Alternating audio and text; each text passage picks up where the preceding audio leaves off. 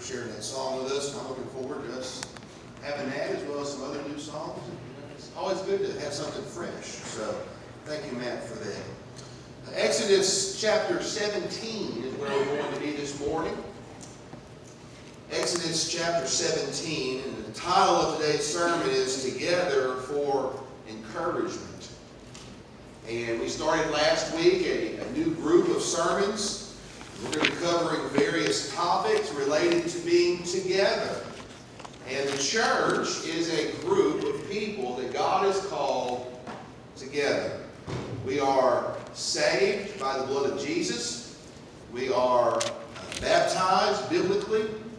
We are under the authority of God and His Word. And we have a singular mission. What is our mission as a church? It is to go and to make disciples of all nations. Jesus told His church that at the end of Matthew chapter 28 is the most popular passage. We call that the Great Commission. And that is certainly a call and a command not only for missionaries and pastors, but for all believers. And we all have a role to play in sharing the gospel, in teaching the Word of God, and doing what God has called us to do when it comes to serving Him and serving others. But I want to share with you this morning that you're not alone. One of the greatest benefits of the church is that you are not alone. We have a tendency, I think in our culture, to think that independence is better. Being able to do things on your own is noble. Don't ask people for help. Don't get other people involved. Carry your own weight. But can I tell you that the church is a place where those thoughts really are not needed. And in fact, they're not helpful. You see, you were designed to need others. You are. You are designed first and foremost to need God. And then God said, I have a relationship with these people on an individual basis. But for some reason, according to His plan, He knows that we need people around us also. So we have the presence of God within us, the indwelling of the Holy Spirit. We are filled with the Spirit the moment we are saved, and the Holy Spirit never leaves us. He is the seal of our salvation. But He does not leave us alone on this earth. He gives us the church. And there are many benefits of being part of a church body. In fact, there are things that so many people miss out on by trying to be an independent Christian. People who don't go to church on a regular basis, as a pastor, that bothers me. I hate to see members who don't come to church. It makes me sick to my stomach. It makes me wonder, how they're doing. Nothing makes me happier than seeing everybody on our church membership roll being here on a regular basis. But the people I really feel sorry for are those who aren't coming to church because of what they're missing out on. They're living the Christian life and they're trying to follow Jesus, but they have no real support. And they are robbing themselves of relationships. They're robbing themselves of hearing the preaching of God's Word. They're robbing themselves of corporate worship, that is, together. As we come together and worship, we call it corporate worship. And so we find these people whose name may be on a church membership roll, who are not regularly part of a local church, and they are really robbing themselves of so much good that God has for them. Well, in the church, we know that we're not only supposed to encourage one another, but we're also supposed to serve together. And so I want to talk about where those two things intersect. Serving together and encouraging each other. This morning, as I said, the sermon's titled, Together for Encouragement. I want to read to you a passage of Scripture from Exodus chapter 17. It says 13 on the screen, it's going to be 17. Exodus 17. And I want to read to you verses 8 through 16. And then we're going to see what God's Word has to say about being together for encouragement. Exodus 17, starting in verse 8. Then Amalek came and fought with Israel at Rephidim. So Moses said to Joshua, choose for us men and go out and fight with Amalek. Tomorrow I will stand on top of the hill with the staff of God in my hand. So Joshua did as Moses told him and fought with Amalek, while Moses, Aaron, and Hur went up to the top of the hill. Whenever Moses held up his hand, Israel prevailed. And whenever he lowered his hand, Amalek prevailed. Verse 12 says this, but Moses' hands grew weary. So they took a stone and put it under him, and he sat on it, while Aaron and Hur held up his hands, one on one side and the other one on the other side. So his hands were steady until the going down of the sun. And Joshua overwhelmed Amalek and his people with the sword. Then the Lord said to Moses, write this as a memorial in a book, and recite it in the ears of Joshua, that I will utterly blot out the memory of Amalek from under heaven. And Moses built an altar and called the name of it, the Lord is my banner, saying, a hand upon the throne, the Lord. And the Lord will have war with Amalek from generation to generation. There's a lot of things taking place here. Obviously, you can kind of guess what I'm going to focus on this morning. To give you a little bit of background, God had said that he would blot out Amalek for good. He would blot them out from under heaven. This was a nation, this was a warring group of people. These were God's enemies, the enemies of God's people. And they did terrible things to God's people. They struck down women and children. They killed those who could not defend themselves, and God had judgment against them. It was God's plan for them to destroy these Amalekites. Well, they could not do this job on their own. And I want to tell you that that is how the work of God is. You cannot do it without God. And so they were to go and make war with these people. And the plan was this: Joshua, you round up the men to go fight. But I'm going to stand up here. And I'm going to hold this staff up in the air. Now, it's believed that Moses is not just holding some stick in the air for no reason. You remember how important this staff was in the ministry of Moses. If you go back and you think about what led up to the Exodus of God's people from Egypt, that staff turned water into blood. That staff turned into a snake. That staff was raised as the Red Sea was parted. It wasn't that the staff was magical or special. It's just that that was the instrument God chose to use his power. That was a sign of God's presence and power with his people. That's just what he chose to use. We see God doing this oftentimes in the Old Testament. You know also that as Israel wandered in the wilderness, there was a pillar of cloud by day to shade the people, and at nighttime there was a pillar of fire. So God showed his presence through physical things at this time. Now, this staff was to be raised. And I want to encourage you as we take a look at verse number 11. It says, when Moses held up his hand, Israel prevailed. And whenever he lowered his hand, Amalek prevailed. Isn't this an interesting thing to think about? That as long as God is exalted, there is victory. When God is set first and foremost, there is assurance of victory. But you notice that Moses could not hold his hands up forever. In fact, verse 12 tells us this: but Moses' hands grew weary. Now, have you ever held your hands up in the air for an extended period of time? Sometimes in the house, we'll hear that beep, beep, beep. The smoke alarm needs a new battery. And you stand there and you're trying to get that battery to come out, and after a while you start to kind of get tingly in your arms. They start kind of hurting, and you're like, why can't I get this thing to undo? I need to put that new 9-volt in. And your arms get tired pretty quickly. Even if you're a strong person and a fit person, you hold your arms up in the air long enough, you start getting tired. And I want to encourage you by saying that spiritual work is exhausting. How many people in here know that today? Spiritual is exhausting. Yes.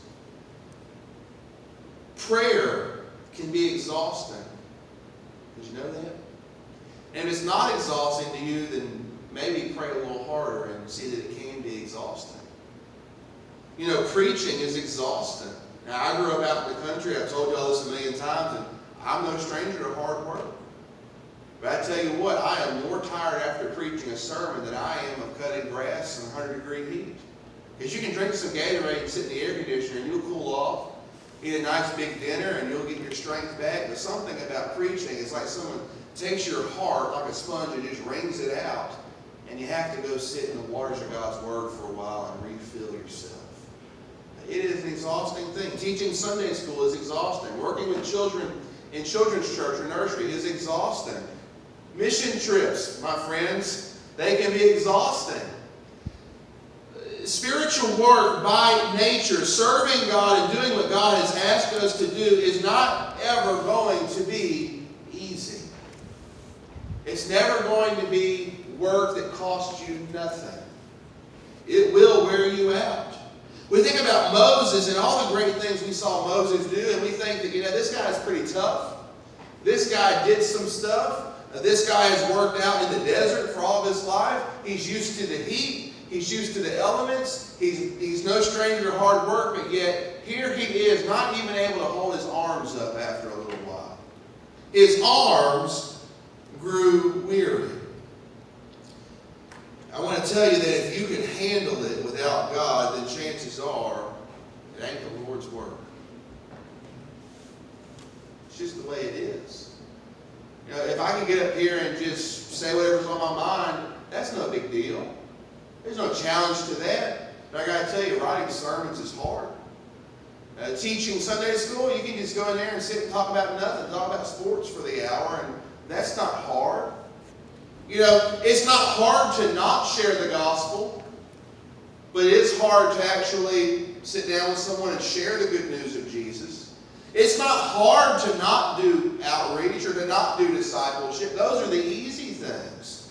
And so that leads me to think about a couple things. You might be thinking this morning that, Pastor, I don't know what you're talking about. I'm not very tired. Spiritually, I'm okay. I'm not worn out from serving God. Well, there are two reasons you may not be tired. First of all, you might not be tired because you just aren't serving. The guy who sits on the bench doesn't get tired at the end of the game.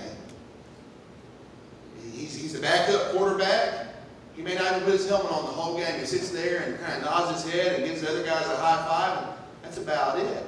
At the end of the game, the other guy's all sweaty and tired and sore and has to go put ice on his shoulder. And the backup quarterback just gets to say, hey man, good game.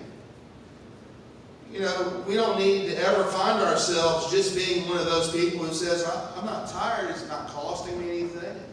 It's easy. Now here's the other thing. You might not be tired because it's your job to help someone else who's weary carry their load. You might be the relief person for the person who's tired. I'm very thankful that Matt's my relief guy. There are times where it's like, pastors preached every Sunday for 6 months, and every Sunday night, and every Wednesday night there for a while, and taught some other Bible studies and everything else. Every now and then a Sunday not preaching lets me recharge the batteries. And I'm thankful that God has given us someone in our church. I don't have to go call somebody to come from hours away to come fill in the pulpit. We have someone in our church who has the gift of teaching and preaching. And we know that's true. We've heard Matt teach and preach, and God's obviously given him the ability to do that. We have other people who serve in various capacities, and you know what? You might be the support person. That's what we see here. Moses' hands grew weary. And so it says that they took a stone and put it under him. They helped him carry the load.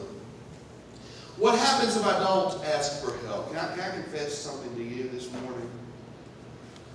I'm not good at asking for help. Did y'all know that? There are times where I'll say, hey, we need help with this. Or I'll call Matt and say, hey, can you take care of this? Or Trent, or Dennis, or Mike. And I'll say, hey, I don't know what to do about this. Can you make sure this gets taken care of? Air conditioner breaks. I don't know what to do about that. I want to encourage you, though, that it's okay to ask for help.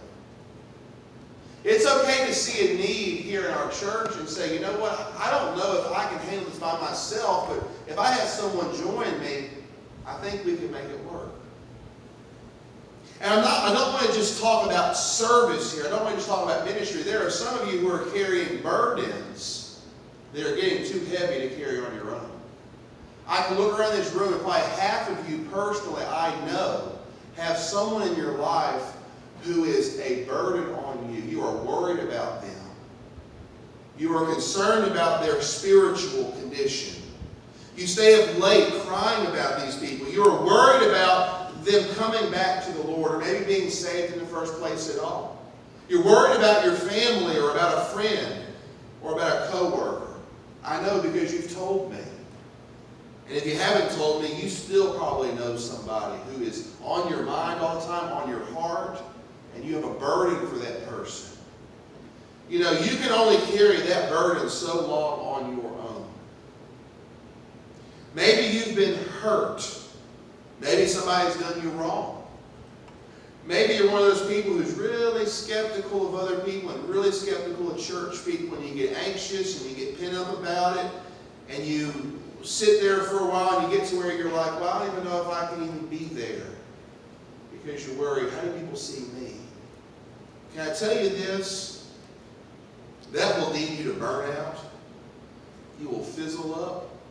You will burn out. And you will be worse for the wear. Well, how do you know that? I've got stories to tell you. I've got scars on my back. Well, you're only 30 years old. Yeah, but I spent 30 years in church too. I spent 16 years in ministry. I know how bad it can be. Let me tell you two things that lead to burnout. The first one is trying to do it without God. Teach that Sunday school class without God. Clean that room without God. Share the gospel without depending on God. Pray for that family member without really depending on God. Try to have a good prayer life without really depending on God. You start to see what I'm talking about here. Try to be a Christian without depending on God and see how long that will last. Some of us, though, understand, yeah, I have God. I'm including God in my spiritual life, of course. Well, then maybe you're trying to do it without others then. You try to live the Christian life saying, well, it's just me and God, I don't need church. Now, if I were to sit down with any of you and look you in the eye and say, tell me, do you think you need church? Everybody in this room would say, absolutely, and I love being here. There's a difference between being here and being in a relationship with your church. I want to encourage all of you, don't just come here, but depend on other people here. I was telling Matt the other day, I said, you know, Matt, and I was telling a few others, we were having a good conversation about ministry and about how we need to all just be together and doing things. It was a great conversation. I said, you know, we've done a lot of things. I said, one of the things I really wish as pastor is that people would talk with me more. I'm going to give you a look behind the scenes into my heart and mind. I'm going to let the guard down. Can I do that? Can I be transparent with you for a minute? Just to be a real person. All right? It may not come across the most polished. I may not get my words right. But y'all know me. I'm trying my best here. You know, I have wanted to get together and have coffee with folks. I put it out there, coffee with the pastor. Hey, let's get together. I've had a few of you take me up on that. But many people, I just haven't gotten to visit with much. Now, I'll see you in the hospital, or I'll see you when something's going wrong, but maybe we can get together when things are going well. And maybe not just with me, but maybe someone else. Maybe after church, you can go to lunch with somebody, or maybe during the week you say, hey, we can get together and do something with each other. I think a lot of times we kind of isolate ourselves, or even if we don't want to be isolated, we think, I wish I wasn't, but I don't know really how to get involved with other people. I look around the church today, and about half of you weren't here whenever I came here. When I first came here, about half of you are new within the last 5 years. So we have kind of two parts in our church body. We have some who've always known each other and know how to know each other really well, are comfortable with each other. And we have some newer folks who are wondering, well, how do I really build those relationships? How do I get involved? How do I build and get involved and have those connections with other people? And so I want to encourage all of us, don't try to do it by yourself. And don't get to a point where you think, well, I'm okay, so maybe they're okay too. Maybe you're okay so you can help someone who isn't okay.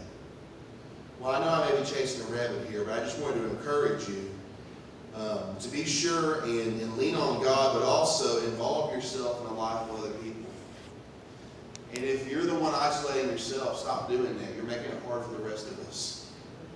There are some people who will isolate themselves, and I try to pastor them, and they keep getting further away, and finally you don't see them, and you say, hey, where are you? I love you. Hey, here's a card, and here's a phone call, and someone's checking on you, and well, I'm doing my own thing, and you don't see them. Don't make it hard for the church to come after you.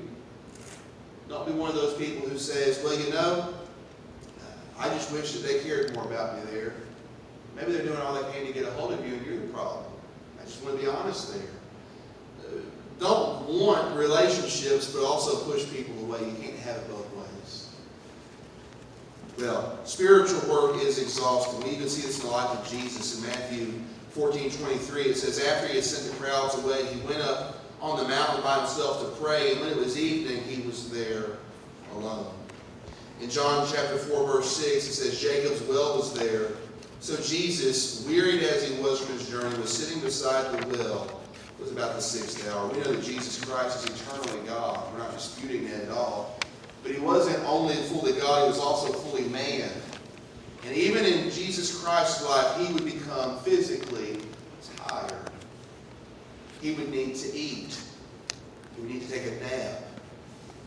And I'm sure he enjoyed the company, although sometimes they were a bit frustrating to him, his disciples. He has put us together for a very real and needed purpose. So Moses' hands grew weary. We too can grow weary. What is the solution to being weary? How do we safeguard ourselves from getting tired or burned out? The answer is encouragement. How much good can some encouragement do? A lot of good. I can have one of you say, Pastor, that was just a great sermon. And I try to, my default is to just deflect and say, well, praise the Lord. And all credit goes to God. But I got to tell you, when someone tells me that, or someone says, I'm praying for you, that just juices me up. Now, that just charges the battery instantly. And I got to tell you, I need your prayers. I need your prayers so bad. I need your encouragement. I need, people to say, hey, I'm with you, Pastor. I'm behind you. Because I'm certainly here for you and behind you 100%. There are other people, perhaps your Sunday school teacher. Did you know that Miss Maudine comes up here every week when no one else is here, cleans the bathrooms every week? Did you know that? The only reason why our bathrooms are clean, she comes up here and it'd be 85 degrees in this building over here, and she will clean the bathrooms. She also cleans out the vacuum cleaners when it needs to be cleaned out. The only reason why our vacuums are still working is she cleans them out regularly. They should have died a long time ago. There are some of you who write cards on various occasions to people, and we've received your cards, and they always mean a lot to us. Some of you are up here cutting grass in 100-degree heat. Those things don't go unnoticed. And there are so many more who do other things now I'm failing to mention right now. We need other people, and we also need to understand that those who are serving need to be encouraged. Can I tell you that you are probably surrounded by people who are just tired? There are people here in your church who they're very faithful. They love the Lord. They love one another, but they can be tired too. Well, what's the solution to maintaining strength and having endurance? It's understanding that you need help and that you need to help others. So I'll be the first to lead by example. Nobody in here should feel uncomfortable about saying they need help, because I'll be the first to tell you, I need help. As the pastor of 8th Street Baptist Church, I need help. It's been said that Charles Spurgeon, y'all know him, great preacher, perhaps the most widely published preacher since the Apostle Paul. I've heard that said before.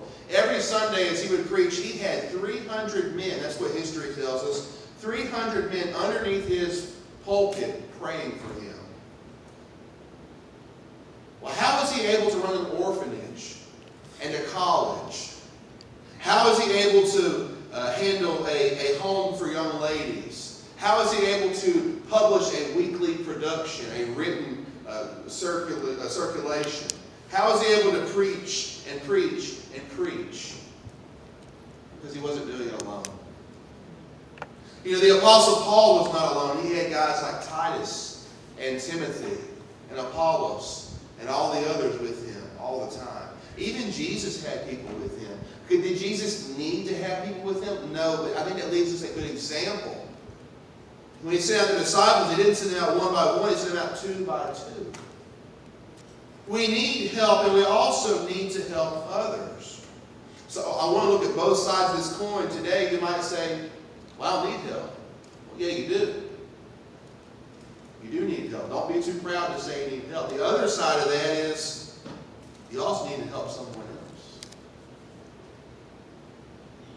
We see here in verse 12, it says, so they took a stone and put it under him, and he sat on it, while Aaron and Hur held up his hands, one on one side and the other one on the other side. So his hands were steady until the going down.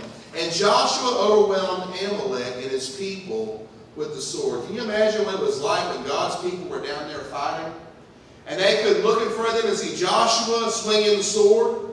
And they could look up and see Moses holding up the staff, the banner of God, the presence of God. And it's believed that Moses was not just holding it, he was also praying to God on behalf of his people. Bible commentator Matthew Henry says this, that Jesus to us is both of those things. In other words, Jesus is like our Joshua and he's like our Moses because like Joshua, he is the captain of our salvation who fights our battles. And he is like Moses in that he also prays to those, or prays to the Father, making intercession for us that our faith will not fail. What a beautiful picture of God's power and salvation. That yes, there are people out there fighting the battle, there's also someone backing them in prayer.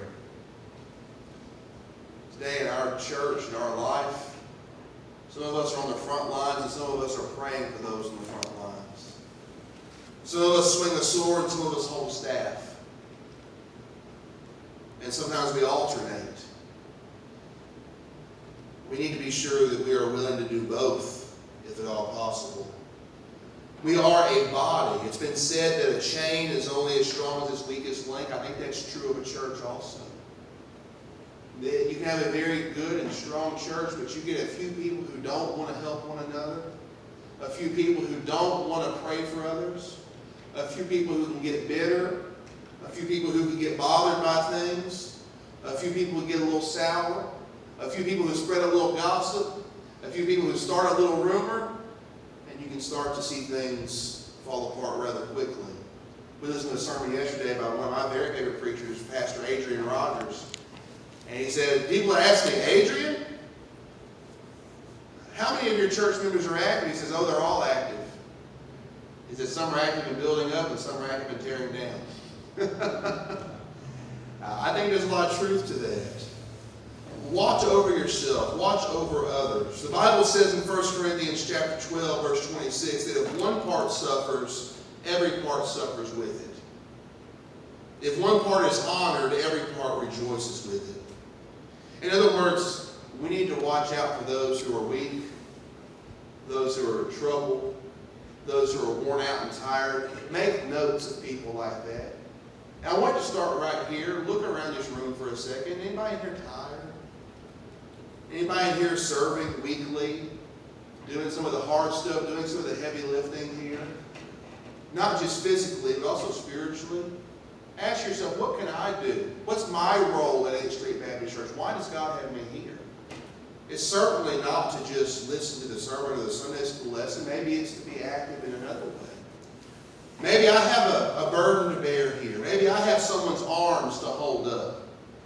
Maybe it's my job to help keep things going and to keep those in leadership encouraged. Maybe it's my job to get involved with ministry, or maybe I'm not currently. Well, let me close by saying this. Let me ask you this question. How much better would it be for you if you had somebody come beside you and help you bear your burdens?